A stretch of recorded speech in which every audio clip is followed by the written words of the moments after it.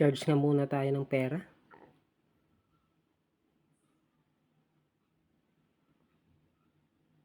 Uy, 5%. 6%. 10%. Ay, mukhang fast charger to ah. O, 15% na. 20%. Uy, ayos ah. Lapit na. 20% kagad. Charge ko muna. Uy, 40% na. Aba, oh, 60%. Oh, bilis ah. Bilis yata yung pagkakon ngayon ah. Bilis. Oh, 80% kagad.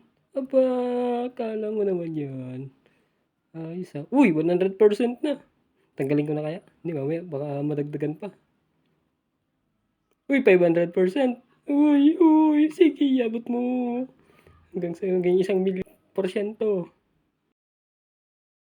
At travis na overcharge. Uy, sabi ko, buting